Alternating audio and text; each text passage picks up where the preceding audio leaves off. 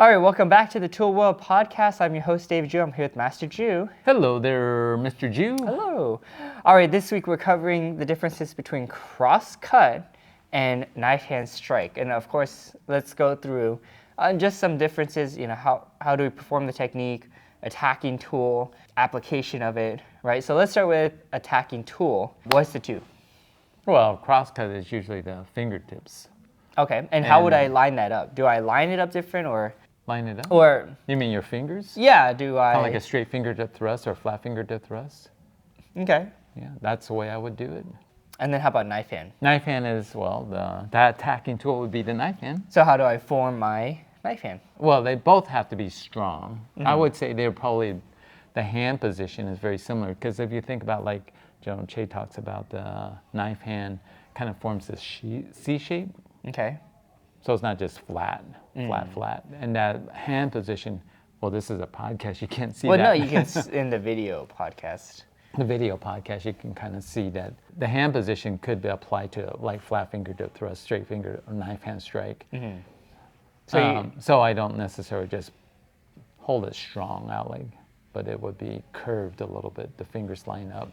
All right, now let's talk about like striking areas because they can look very similar, right? But when do I use crosscut? When do I do knife hand strike?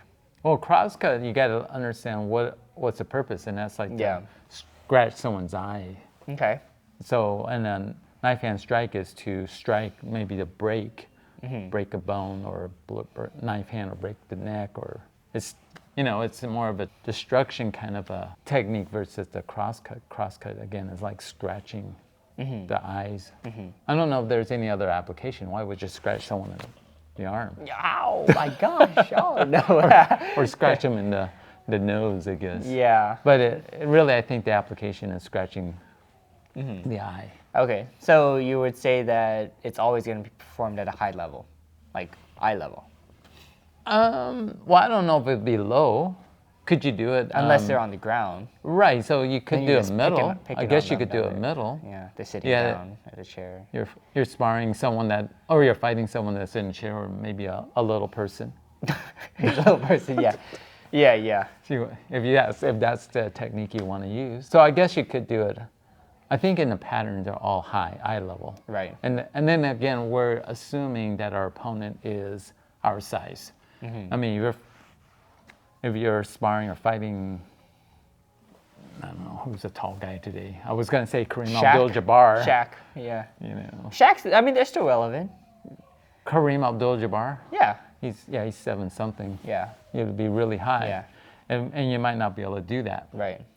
So you wouldn't do those applications. Yeah, that's true. Depending on your opponent, you may not do certain applications. Yeah. All right, so I think the biggest thing is like, are they performed differently? Of course, the purpose is different, but how would you define performing them?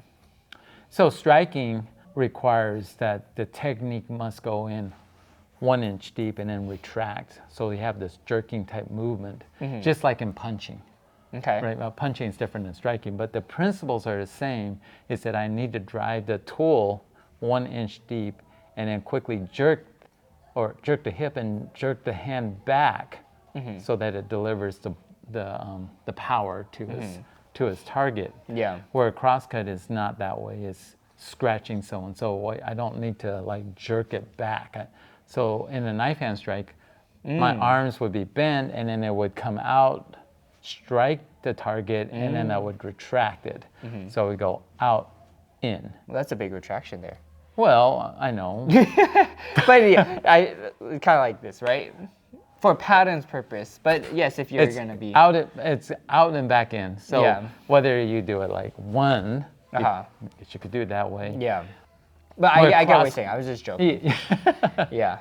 This is a podcast. You can't see that. And then crosscut is scratching someone's eye, so we don't need that kind of power. So it's more like a horizontal strike. So the arm is just kind of straight and comes straight across, and there's no, really, you don't like go in and out. Just you just cut across. Would you say like crosscut, you keep the arm like straight the entire time, or can it be bent and then come outwards? Well, I think that's That's kind of like asking about when I do a side piercing kick, when I bend that knee, do I engage my hip or not?